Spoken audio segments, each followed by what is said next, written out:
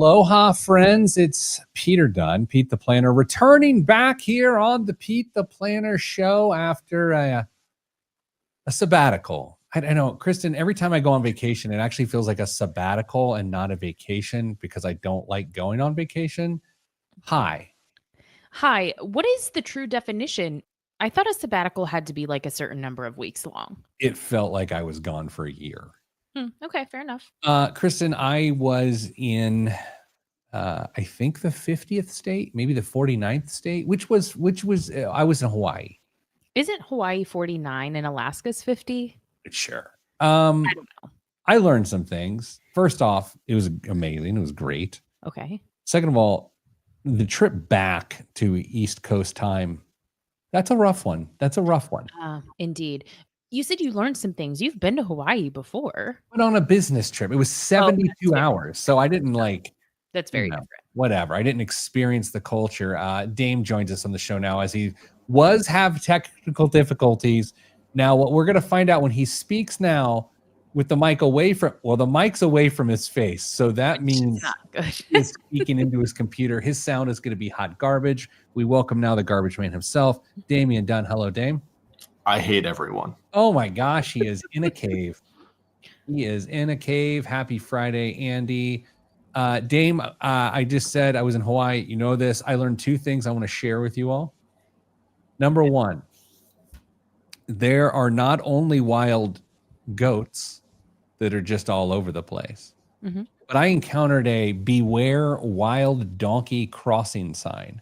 Kristen, there are wild donkeys on the Big Island. Yeah. You know this? Well, there aren't predators, right? Isn't that the problem? Like, that's why there are lots of like dogs, donkeys, cats. Like, there are not enough natural predators, or is that incorrect? I had not heard that, but that tracks. I don't think there are any predators. Apparently, the predators are the wrong type of sunscreen that'll kill the coral reef, because that was a big deal when I was there. But yeah, wild donkeys, which was delightful. I saw the wild donkey sign, and the backdrop to the wild donkey sign was an entire full brightest rainbow I've ever seen in my life. So two things. Yes. Did you see a wild donkey? No. Saw lots of wild goats. In all of my time in Arizona, I only saw two wild donkeys. And there are wild. Yeah. There's wild donkeys there? Yeah, there's donkey crossings like when you get into the desert in Arizona.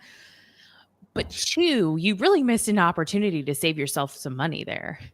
I was thinking that too. I was going to ship a donkey back in my carry-on for you. Dame, you are as Midwest as, I am. And there are certain things you do. So Dame, let's say you're at a four-way stop and someone waves you through, or you're in a merge situation and someone lets you in. As a good Midwesterner, what do you do, Dame? Yeah, there it is. For those, for those not on video, you just give a little hand, a little move to the Holy Spirit, just a little up, and that's what you do. Well, in Hawaii, that is not what you do. And so the first time I got waved in, I hit someone like this, hit him with the Midwest.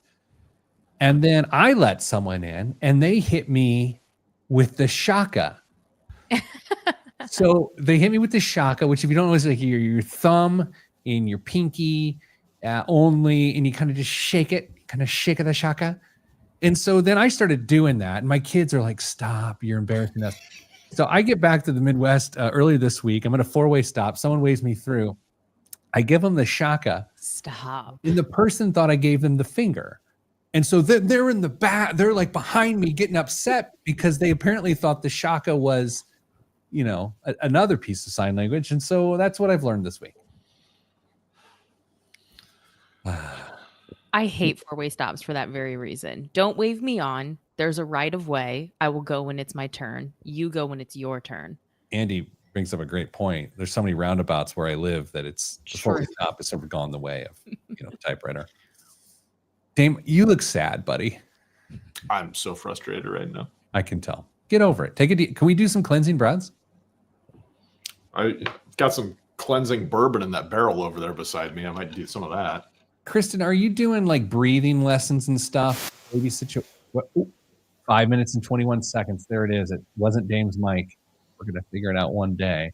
Kristen, are you doing like breathing lessons? No.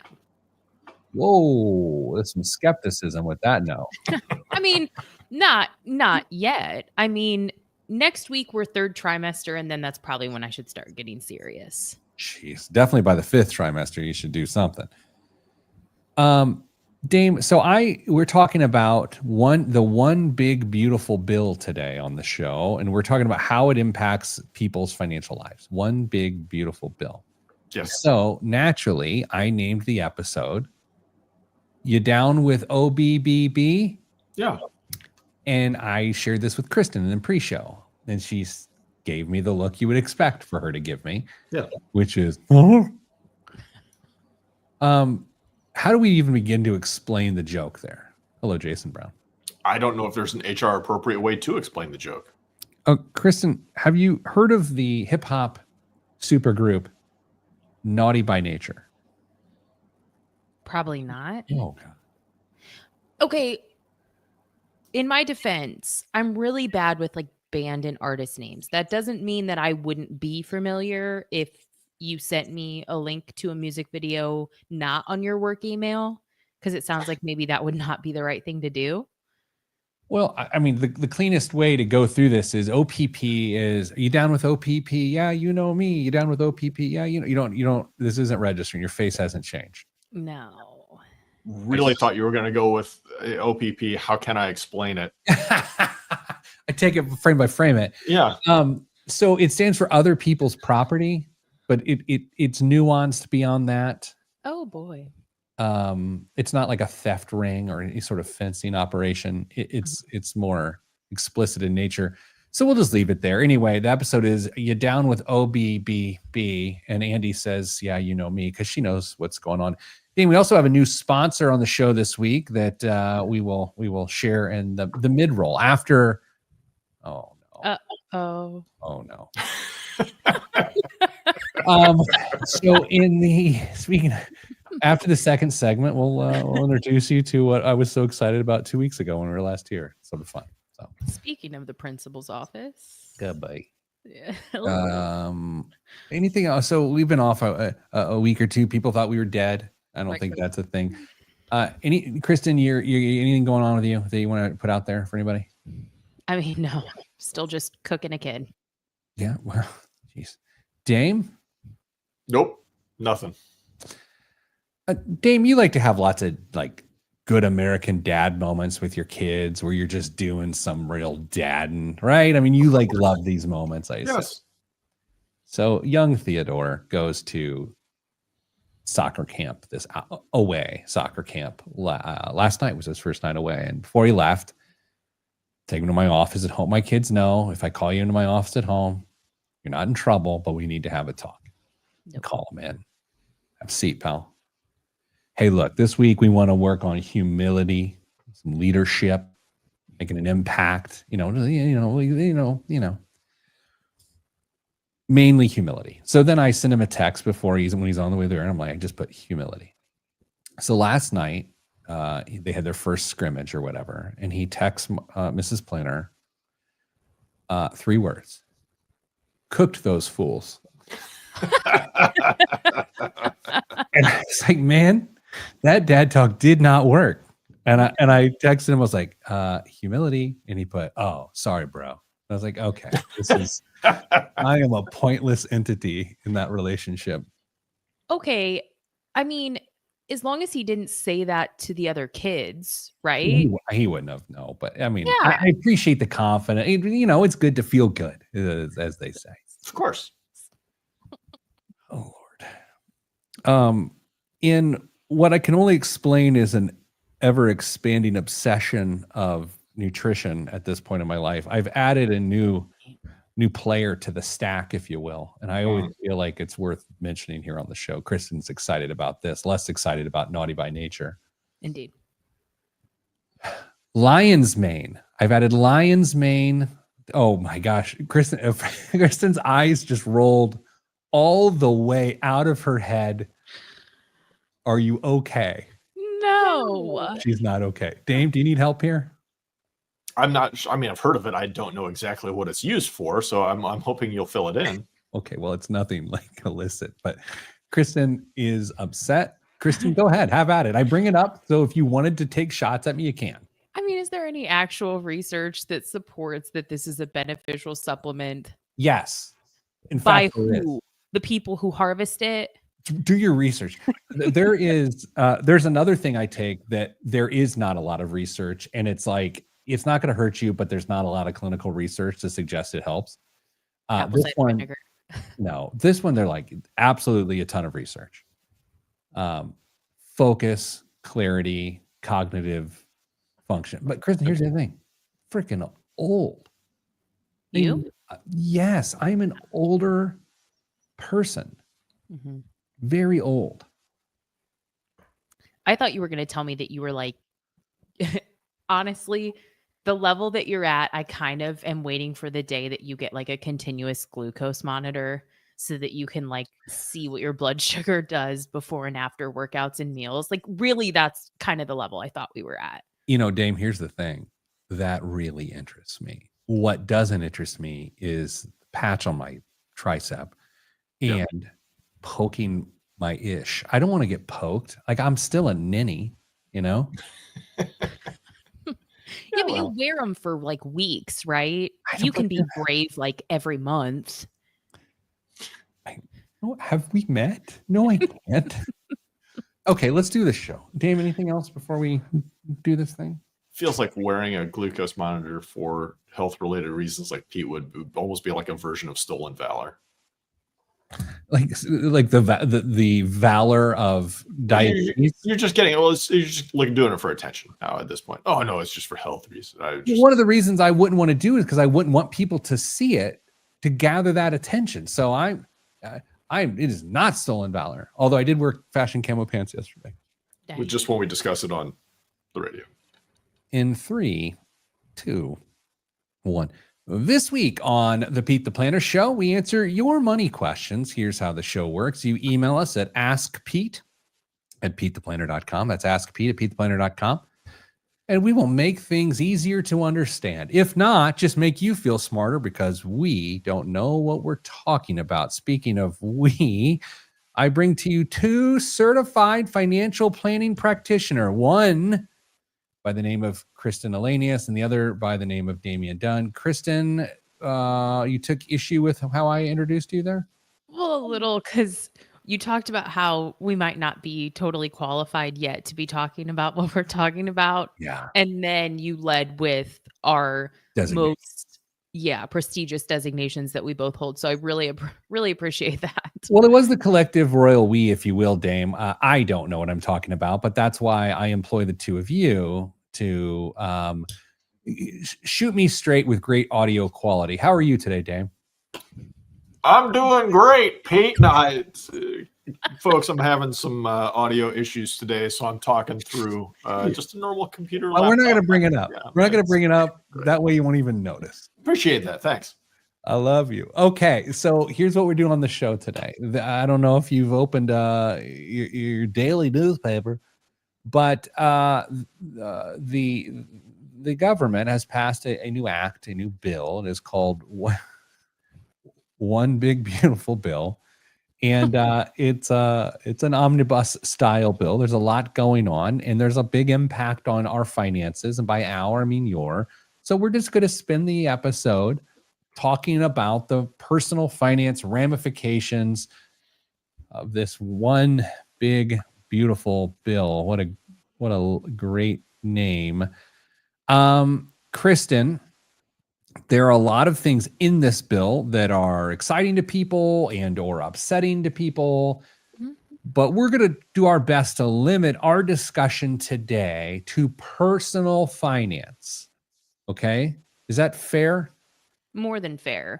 And I would also add to that there are provisions within that could dramatically impact the lives of people in your community, yourself, people in your circle. But what's most important is that we understand when these changes take effect, who they actually affect, and what you need to do to be in compliance or to put your best foot forward when it comes to your personal financial health. And that's the lens that we're looking through all of this today. There is one group of things we're not going to talk a lot about today, but I do want to mention it because its omission would be glaring. Is there's going to be a lot of a loss of SNAP benefits and Medicaid funding for millions of people. Money that goes towards childhood hunger. And by the fact that we're not talking a lot about it in this personal finance episode, I don't want you to think, at least personally, I don't want you to think that I'm ignoring it. It's just we're talking about personal finance beyond that. So it's with that. Let's start with taxes. Okay, so let's start with taxes. And so we bring in our tax expert by relation, Damian Dunn. Dame, what do people need to know from a tax perspective about the OBBB? If you throw on the A, then it could be like OBBA. It could be a great little. Anyway, taxes really aren't going to change as far as what we think when we hit our personal checks at the end of the week. A lot of stuff stays the same. We're looking at the same tax brackets we've had for a number of years at this point. Pete, I put them in the show prep doc. There are 7 tax brackets. If I hadn't put them in there, do you think you could have got all of them? No, I could have gotten, I'm looking at them now. I could have gotten the bottom 2 and the top 2, but I would not have known the middle 3. Now, for those of you listening along, it's 10%, 12, 22, 24, 32, 35, and 37%. Frankly, I think that's a little bit of overkill. I don't necessarily agree with having things cut up quite so much, but that's neither here nor there. So paychecks, largely unaffected by this, especially when we think about the standard deduction. Hasn't changed at all. It's been extended. Actually, it's been made permanent, by the way. When we talk about made permanent, when it comes to things like this, that simply means they aren't going to sunset in a predetermined year. They are all subject to change based on a future Congress's law at this point. So this is the way things are until they are changed in the future. I know we're not here to talk about the tax brackets, but Kristen, you know what's always struck me is the difference between bracket 2 and bracket 3 is a 10% difference. That's a pretty big deal if you look at the other gaps involved here. But the strange part is if you're on the cusp of either of those brackets, there's generally not a lot of tax planning that a person does to try to stay at the 12% level, right?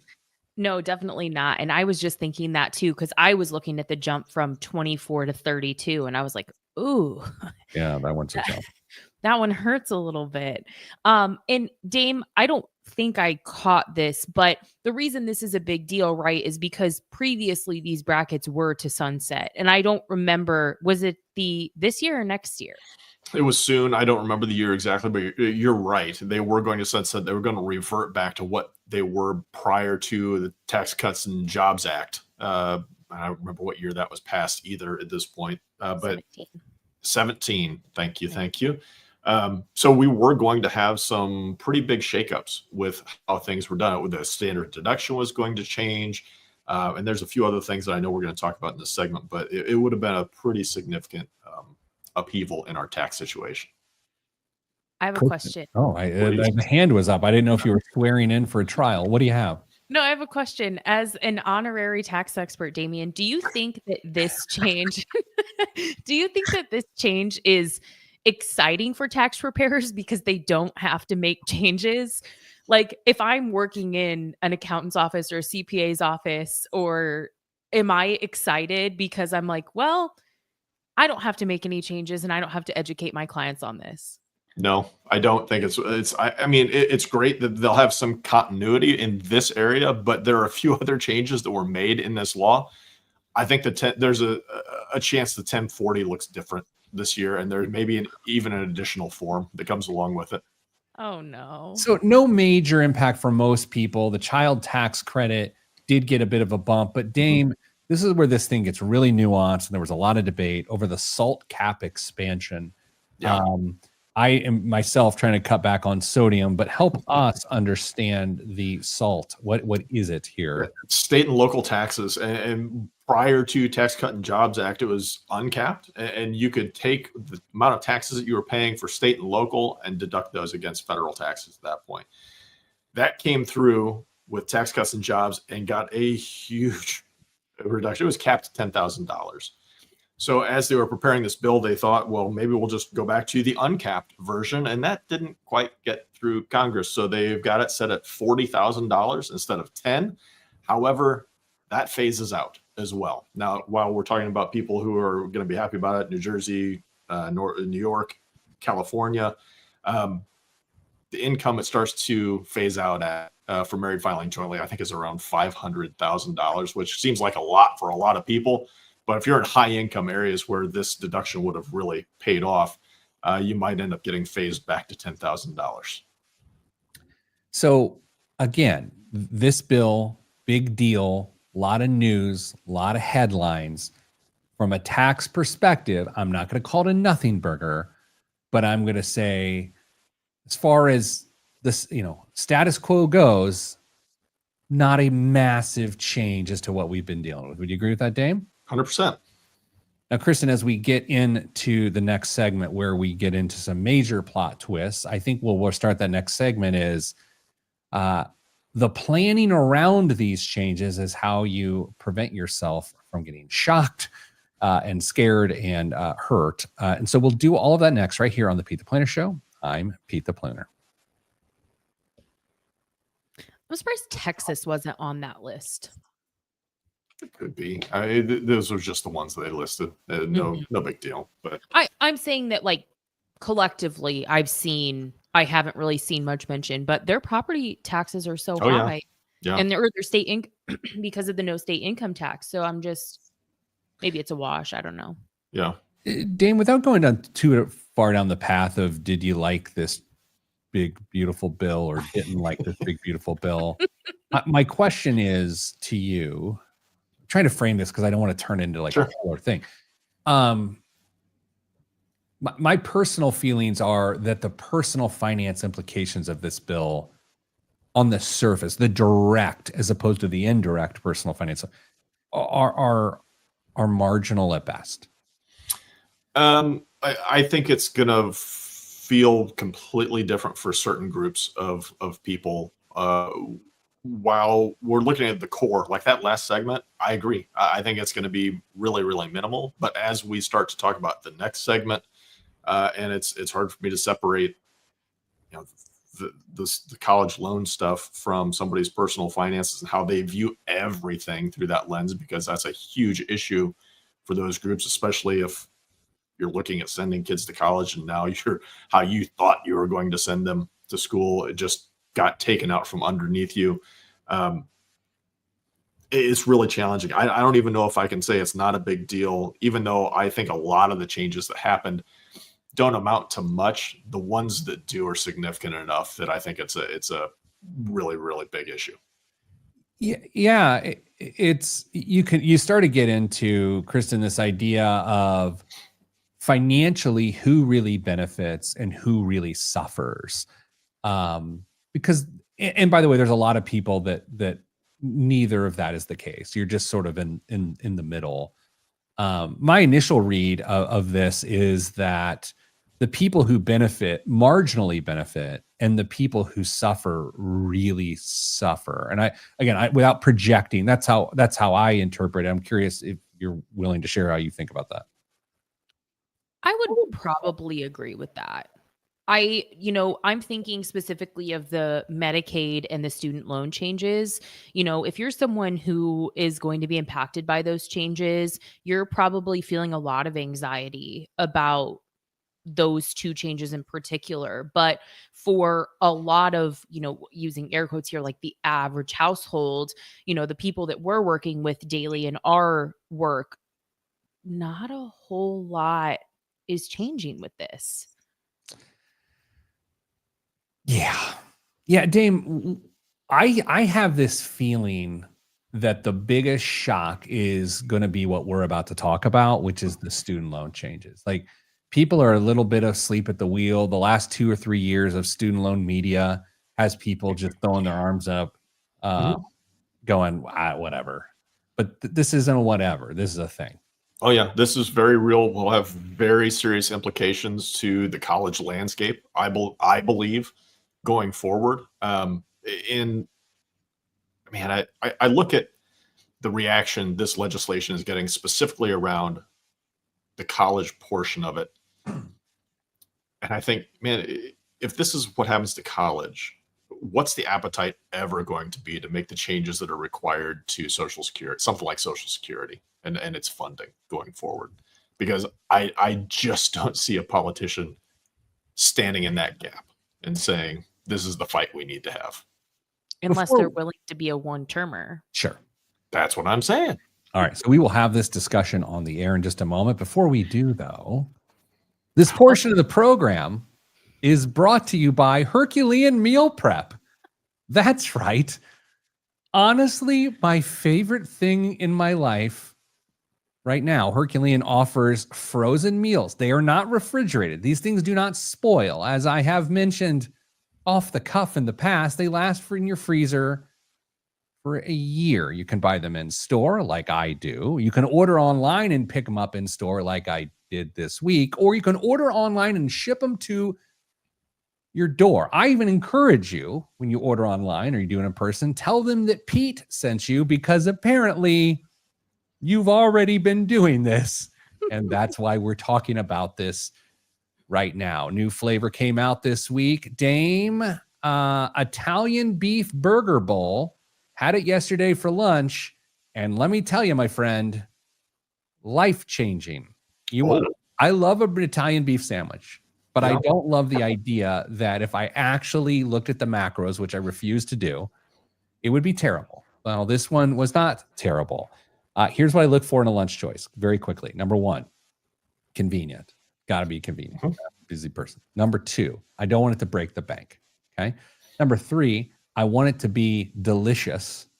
And number four, I want it to be nutritious. And so the challenge for me is always, I can't get 2 out of the 4 there. I just can't. I can't even find 2. Herculean Meal Prep will get you 4 out of 4 of those things. So go to HerculeanMealPrep.com today. Tell them Pete the Planner sent you. And so with that, or Kristen or Dame. Oh, come on. Yeah. Go in there and tell them that Kristen sent you. Yeah.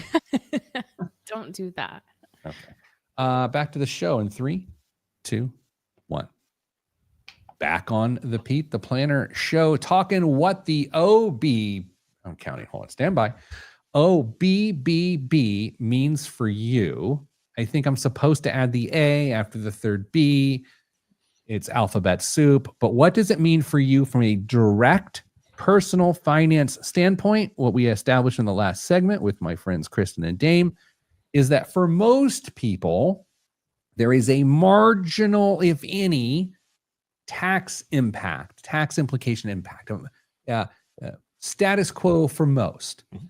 But now on to a category where there is no status quo. It is quite the impact, and we're on to student loans. Kristen, you are the student loan czar at your money line and, well, globally. What do people need to know? And I guess maybe a better question is, what are you afraid that people don't know? Let's start with the latter. Okay. I am afraid that the last 5 years, how long has it been since the start of COVID? 2020, 5 years. 5 years. I have this fear as an expert in this space that the last 5 years of noise in the student loan space, payment, we're not going to have to pay. You're going to have to pay. Psych, you don't have to pay. Changes in repayment plans, forgiveness, there won't be forgiveness, has made the average borrower, which I think there are like 44 million unique federal student loan borrowers in the US. I think it's made the average borrower numb to the student loan news cycle. And that is my biggest fear with these changes. I agree, Dame. I think it's the boy who cried wolf with student loans. It's like forgiven, not forgiven, forgiven, not forgiven, going away. No one can borrow, default. We're collecting, and now this is real. And not that the collections aren't real, but these are some pretty big changes. And the weird part about a 5-year gap in this, an entire class of college students has matriculated all the way through and graduated. Now you have people who are entering college who were in middle school when all this hullabaloo began. And so their parents who were helping fund and make these decisions, trust me, with 2 people on the show that have 13-year-olds, your brain is not there from a college perspective, Dame. That's what scares me. We talk to people every day who I just feel like have, for lack of a better term, tuned out to what is going on in the college loan space because they've been rug pulled, or they feel like they've been rug pulled multiple times. They didn't really understand what was going on in the first place, or some of the programs they were trying to apply to. And it's hard for me to blame them because this has been an overcomplicated space for a long, long time. And now this is yet one more change, or some very serious, significant changes. And they probably look at them with some additional skepticism and like, okay, this is what you're telling me today. What's it going to be in 6 months? So, Kristen, I know we want to talk about repayment and stuff, but we are talking planning for new students right now. So let's start with borrowing limits if we can. Mm-hmm. Typically, a parent, if they find themselves unprepared, hit you with don't worry, we'll figure it out. And that we'll figure it out is a reach into a never-ending bucket of loans. That's change. Kristen, there are caps. What are we dealing with? There will be caps, and you're exactly right. And if you are not someone who has a lot of exposure to this space, Dame and I can attest that we work with parents who have hundreds of thousands of dollars in student loans for their children. And in the work that we do every day, the largest balances of student loans we see tend to be the 50 to 60-year-olds. So this is a really, really big problem.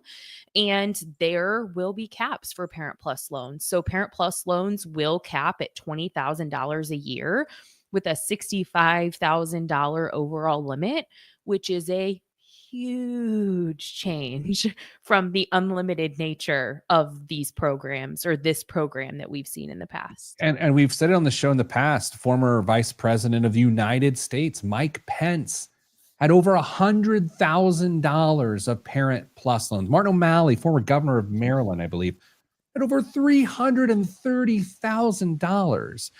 And so, Kristen, on some level, when people hear that, they think, oh, that's terrible. I'm so glad these caps are here so that doesn't happen to hardworking middle-aged people. But it ain't that simple, because there's a massive funding gap now between how someone can enroll in college, get accepted, and then how in the world they pay for it, because their parents used to be able to help with debt, and they themselves are now capped with what they can borrow. Yeah, it's more important than ever. I mean, we would have argued that it's always been really important, but it is more important than ever to ensure that there isn't a funding gap, and university choice financial aid packages are more important than they've ever been.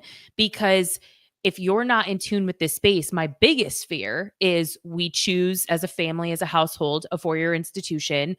And then after year 2, we're out of student loans and didn't realize that was going to happen. And now what do? Do we force our child to go to a different university to finish out their degree because there is a funding gap? Do we take on private loans to bridge that gap? And that's where I fear that there will be, how do I say this tactfully? Players in this space who are ready to take advantage of the funding gap. You mean when there's a hurricane, people show up and do unsavory things? Is that what you're telling me? There's not let me choose my words. There's not a super direct impact for undergrad borrowing other than fewer people will qualify for Pell Grants. Really, right? Kristen, this is more about graduate student borrowing and parents borrowing for undergrad.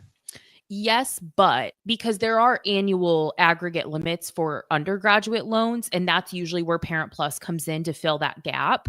But the grad program is seeing a big change as well, because there will be caps for there used to be a grad program that essentially let you borrow up to the cost of attendance, just like Parent Plus loans. And now those loans will be capped at $20,500 a year with a $100,000 lifetime cap. And so if you're someone who is pursuing additional education, you could have a funding gap there as well.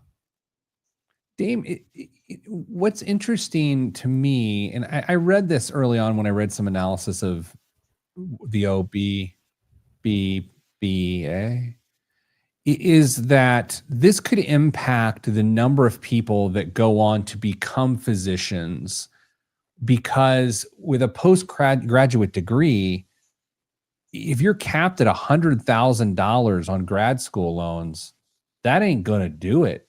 Right, Kristen? Am I missing something? You're not, but I do want to I did not say this was not made clear. Certain professional programs have a slightly higher cap. So law school, medical school, up to $50,000 a year.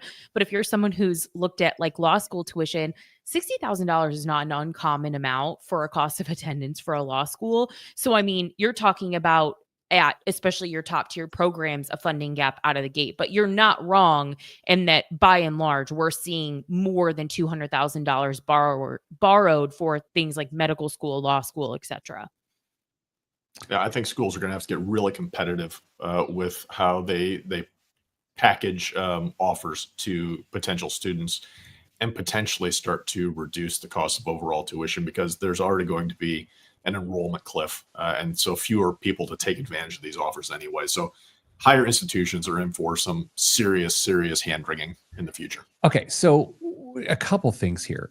We have a lot more meat on this bone as it relates to student loans and education funding, so we're going to go into the next segment on that.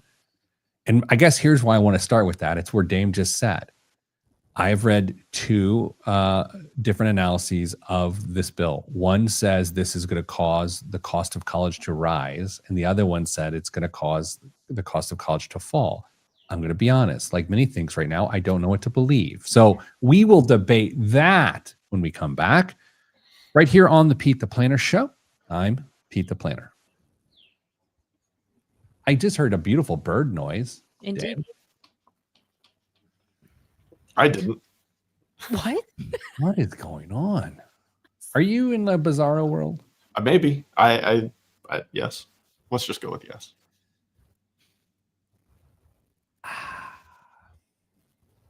How was my I felt pretty good about that Herculean meal prep read. You know, sometimes I butcher when I get excited, but that was pretty good. I thought that was awesome. I thought it was great. I was wanting to jump in and say that, you know, when I was last in the office, you showed me, you had one for lunch and showed it to me, and it looked delicious. You did not offer to share it with me. No, I haven't. But it looked great. I've kind of offered a couple people one, but in such a passive aggressive way that if they would have said yes, it would have been brutal. Oh, that's nice, Trenton. Long-time listener, first-time commenter. Appreciate all the work you guys do. Well, you're clearly talking to these two. Steak and eggs today is what I'm having. Steak and eggs.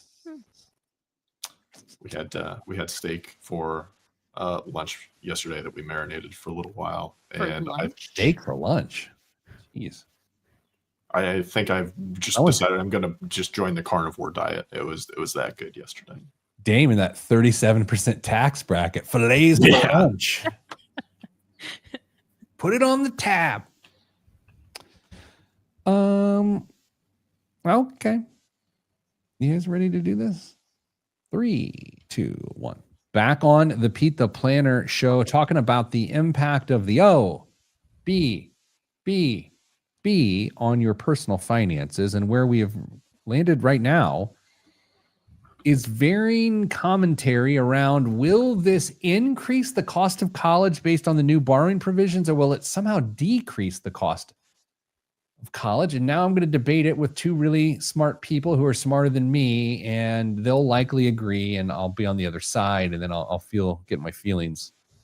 So I guess we'll start with Kristen. Kristen, does this increase the cost of college, or does it decrease the cost of college?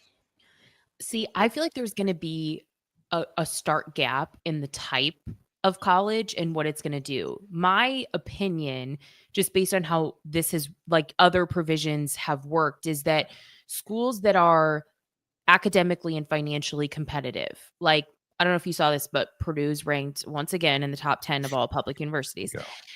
I think that universities like that become more financially competitive, and they have to figure out how to continue to recruit and retain top academic talent. And I think universities that have been on the cusp of those accolades will struggle. And as a result, it will actually become more expensive to attend those institutions, is my hypothesis. Dame, I kind of buy that. Where are you at? Sure. Yeah, I think that makes complete sense. But I think as the number of students, potential students, decreases over the number of years, and funding is harder and harder to get a hold of, schools, I think, in my opinion, are going to have to make some really tough decisions on what programs they offer, how much space they occupy or keep open and maintained for use on campuses, maybe the number of campuses that are open as well. I think there's going to be some serious cost reductions that are going to happen at some of these schools to keep the doors open and remain available for students in the future. Two thoughts here. Does this mean schools, especially state schools, will then go for out-of-state students from wealthier areas? I mean, that seems feasible. Sure, but there's a smaller number of those students that are going to have to be competitive for, and potentially offer them breaks to get them to come to those schools as well. See, Eric, go ahead. That's why I think that gap exists, is because those universities that are more competitive, they're going to say, well, they will come. And I also think it totally depends on how much private aid is made available, because if private players come in and fund these gaps, and we see that, private banks can come in and basically fund these gaps, does anything really change? Because what we've seen in the past is borrowers will just borrow the money for the college education and worry about it on the back end. And that's not criticism. That's just the truth. So it depends on what dollars are available. I think the underwriting gets really tough in the private space for those loan approvals. Yes. Banks are not going to sign up for loans they don't think are going to get repaid. Because if you think of the number of people in default on student loans right now, right, it's a situation in which the underwriting interest rates would be so high, and then the cap on what they're willing to let someone borrow is going to be so low that I don't think it fills the gap. Which gets to my second question. By the way, Eric makes a point in the comments: is you're going to see more people going, he's getting their start at community college or the Compass Direction named state school, the old IU Northwest or Purdue South Central or whatever. Does this make higher ed less accessible for the people? I mean, is that I mean, whether it's a fair question or not, I guess it's based on the answer, but do you feel like there's less accessibility to education now? In a traditional classroom setting, arguably, yeah, I think there are some real potential outcomes where there just aren't as many seats. But if the dollars are there, then those opportunities will remain available. So it may make it really more difficult to get into the school of your choice too, because it'll be more competitive in that area. Kristen, and we're going to talk repayment next, the massive repayment overhaul. And when we were talking about student loans going into collections and that are in default and the government going to recoup those, a conversation we had about a month ago, I remember all of us saying, man, that's going to be really hard, but yeah, it kind of makes sense, right? It's sort of like, well, yeah, I owe that, and you got to start collecting on it. And it doesn't mean we don't feel bad for those people in that situation, but it is a reality. I somewhat feel that way about these caps on education. It's like, okay, you're going to have to make some harder decisions, and it's going to prevent middle-aged people from having massive debts that ruin their retirement. I don't think we can be so convenient and say, this is good or this is bad. It's pretty nuanced. It is. And I would say maybe if I'm trying to paint with like a broad stroke brush, What do I want to say? I think, Broad? I don't paint with broad. Go ahead. Whatever. If I'm trying to be very general, I think that the person in this space that it gets the most difficult for is like the average student whose parent is making, an average income, whose grades are average because they are not the most competitive student. They're not receiving the most competitive financial aid packages, and they may have to make harder decisions than their counterparts who maybe have more opportunities for financial aid awards and or who are more academically gifted or talented. I think before we go into repayment, which I keep threatening, I think it changes the culture of higher ed. I think that person that I'm going to use terms that are going to offend somebody, that parks themselves in education until they figure out what they want to do, which by the way is sort of a lot of people, but a lot of people are spending a lot of money to buy a lot of time. I think that's where the culture shifts. The person will either go right into the workforce or, to Eric's point on our live stream, are you going to go into a community college? You're going to see a cultural decision change. And that's good. I don't know if it's good or bad, but I buy it. Kristen, before we go to a fourth segment where I say, let's talk about repayment plan overhaul. Like, okay, so paying back these student loans, once you take it on, whatever you got, there are changes and you got to understand these. There are changes. You have to understand them. Over the long term, I think that this will feel simpler than previous decisions, but in the short term, this feels more complicated. So there's some growing pains here for borrowers. So the biggest thing is that the reduction in the number of payment plan options based on your income, there will only be 2 in the future. And there in the past have been some variation of 4 different repayment plan options based on your income, which I think is a win. The borrowers get overwhelmed with, I don't know which one to pick. Help me decide which one to pick. And now in the future, there will just be 2 repayment options based on your income. Yeah. The way I thought it's just 10 and 25, right? To some degree. Aren't those the payback periods or not? Am I just making things up? You're talking about the difference between standard repayment and income-driven repayment. I'm talking specifically about income-driven repayment. And so income-driven repayment, there will be 2 plans. One is called the repayment assistance plan, and then the other one will be a revised version of an income-based plan that we've seen for some time now. And there are some benefits and there are some criticisms of the new plan. I would say the biggest benefit of the new plan is that if you're married, you can file your taxes separately to exclude your spouse's income. But some criticisms are that it will take longer to reach forgiveness. And no matter your income, there is a minimum monthly payment of $10, regardless of your household size and income. Dame, PSLF still exists in the last 40 seconds of this segment. Public service loan forgiveness, it still exists. It's just different now.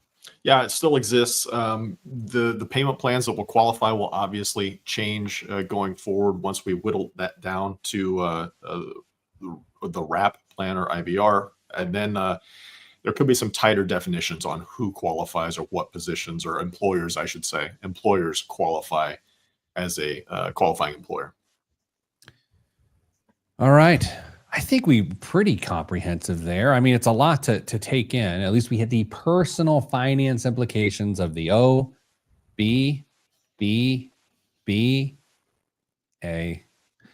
Coming up after the break, biggest waste of money of the week and the news right here on the Pete the Planner Show. I'm Pete the Planner. I'll be honest. I'm really glad we didn't go through the rest of the bill. Yeah. If you think about all of, I'm using podcasts as a placeholder here. If you think about all the podcasts out there, or just call them experts, whatever, because everyone who has a podcast is an expert, clearly. Indeed, yes. You think of all the categories that can be discussed of this OBBB. I'm the most thankful that our podcast and expertise is in this area and not the other ones that deserve scrutiny. That's personally. fair. Others feel the same. Others feel like I would never want to talk about personal finance application. That's totally fair. I think, well, and I don't know. It's some of the other things just feel, and maybe they are, they aren't, but they just feel a lot higher stakes and more emotionally charged. And it's so much easier to present on just the words that we're reading in the areas where we are the experts. Yeah. And if you, dear listener, think that this is the last time we're going to talk about the OBBBA, I'm sorry. This is going to be a topic that we're going to have come into conversations, at least tangentially, for quite a while. I mean, as I told Kristen this morning,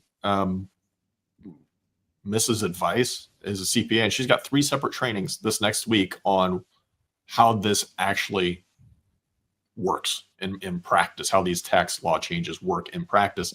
I've got one in 2 weeks.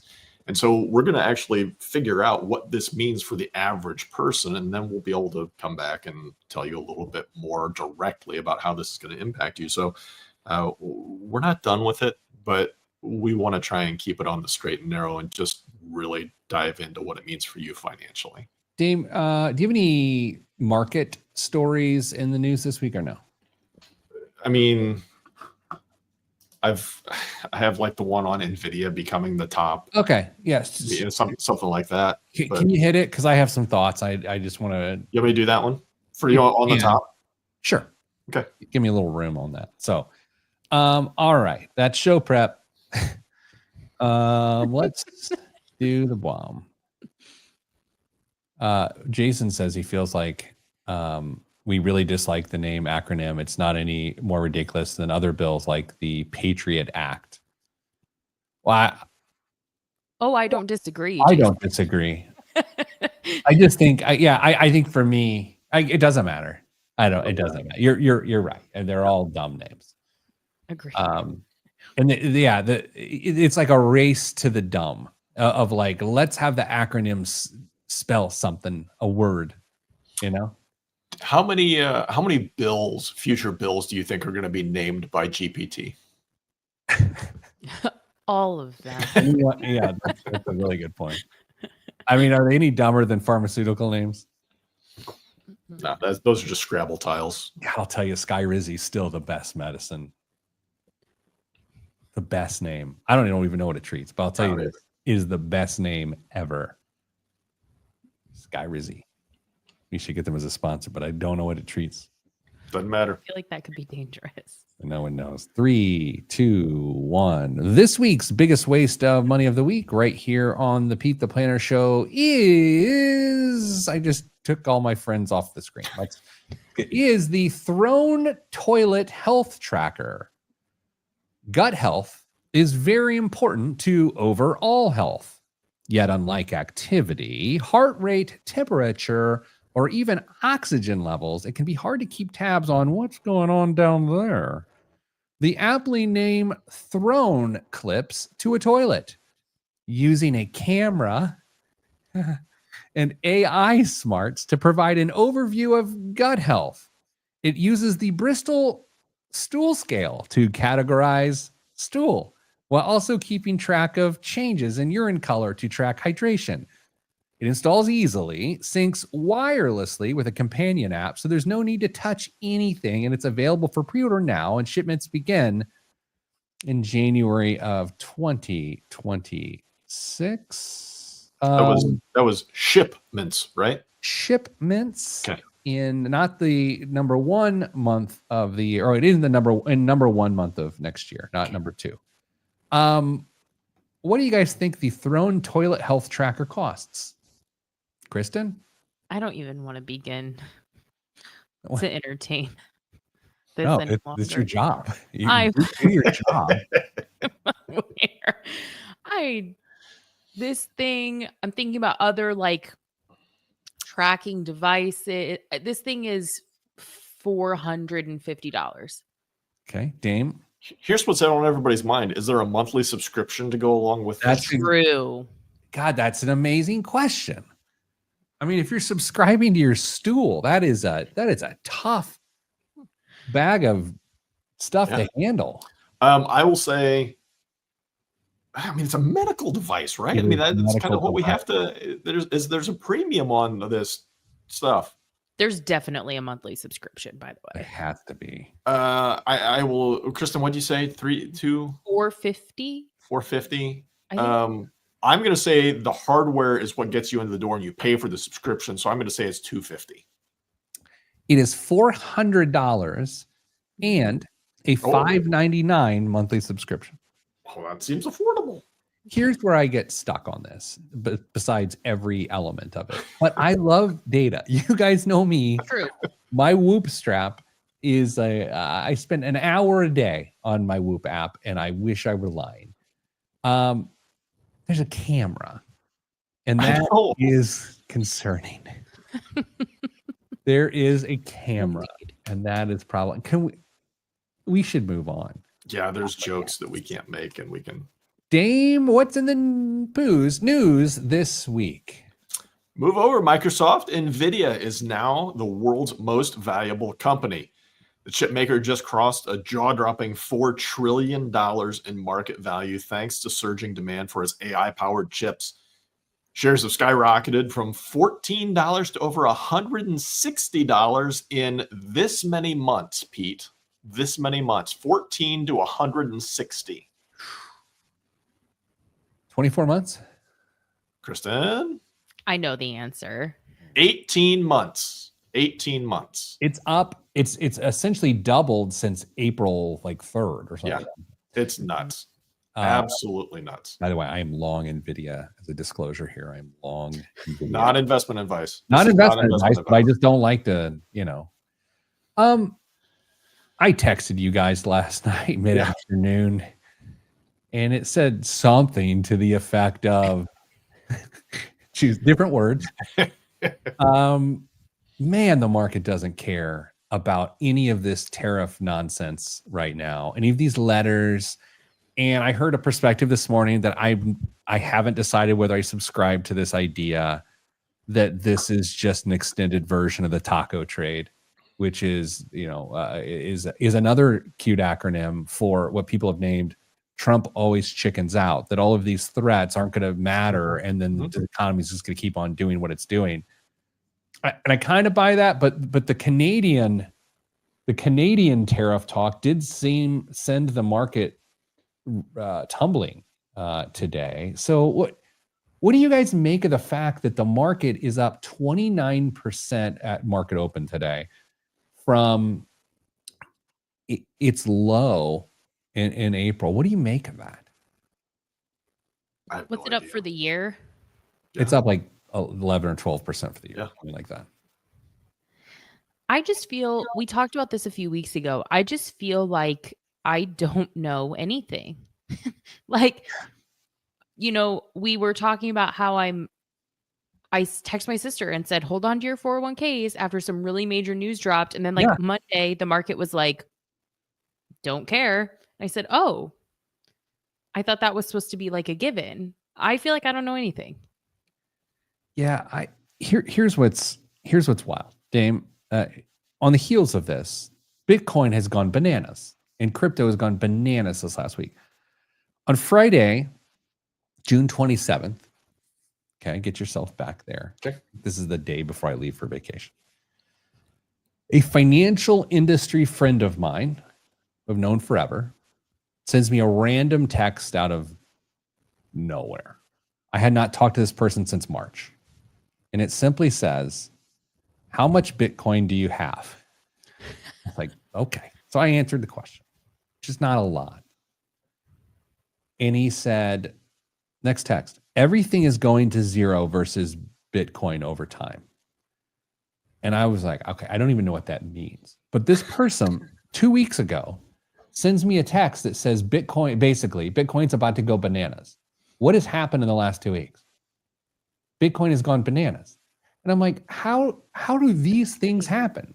Kristen, do you buy, is this moogly googly? Like, what's happening here? Sounds like your friends in Congress. That's funny. I would never be friends with those. No, I'm just kidding. Dame, do you make anything of that? I mean, how many times have we all heard Bitcoin's about to go bananas? Bitcoin's about to go bananas. It has a track record of absolutely going berserk and then coming back down. So I don't When somebody says it, I don't think twice about it. You know what's oversharing? What's dumb about all of this to me? Post-election. Okay, so this is our November episode, early November episode. President Trump got elected as the next president. I remember the discussion on this show and then off this show of, I think Bitcoin is going like 3 to 5x based on that governments and states and everywhere else are going to have crypto stockpiles as part of their reserves. Like this was an idea that was like commonly talked about then. Then you get to January and then you get to April and all of the news is off everything like that. And it's more about tariffs and trade and OBBB and it's all these things. And then so out of the blue, it just felt like to me this week that there was a massive inflow institutionally into ETFs that support crypto. It's just strange to me. No conspiracy. What I'm saying to everyone here, I'm dumb. That's what I'm saying to you. Stop listening. I'm an idiot. These two people aren't. Thanks to our new sponsors. But go to Herculean Meal Prep. I know. I don't need radio. Don't do that. Well, you do it. Anyway, hey, Dane, what else is in the news? This week's second biggest waste of the money of the week is the amount a private collector paid for Jane Birkin's original prototype of the iconic Hermes bag at Sotheby's Paris. Kristen, did you guys see both of you seen it already? Yeah, indeed. I thought about this. I was like, what type of person would buy that? I don't know. $10.1 million. And you're not using it. You're not putting in like gushers or your kids' snacks into that purse. Yes. Lipstick to melt. Does Mrs. Advice, does she have purse snacks? I think she has a separate bag for snacks usually. Oh yeah, Mrs. Planner's got purse snacks, but I'm never privy to them. They're always like, and the kids know what it is and how to get them, and I just don't. Kristen, that's something you're gonna have to learn about here and your newfound motherhood. All right, everybody, that's all that time. That's all for this week's show. So therefore, I'm sending you good vibes because good vibes are all that's in the budget. I'm Pete the Planner, and this is the Pete the Planner show. Okay. Didn't Jane Birkin hate the Birkin bag? You're asking the I absolute. think that's the irony is like she didn't even like it. Can I ask you guys a cultural question that I think Kristen might actually know something about this time? Yeah. Based on age. And man, your eye rolls today. If your child inherits that trait, you're in serious trouble. Okay. Oh, I'm in so much trouble. Here's the question. Okay. And Dane, this question is not even for you.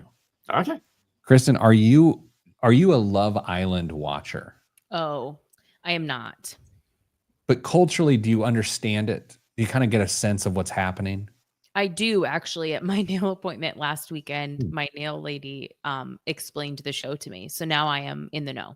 My 16-year-old daughter explained the show to me the other day.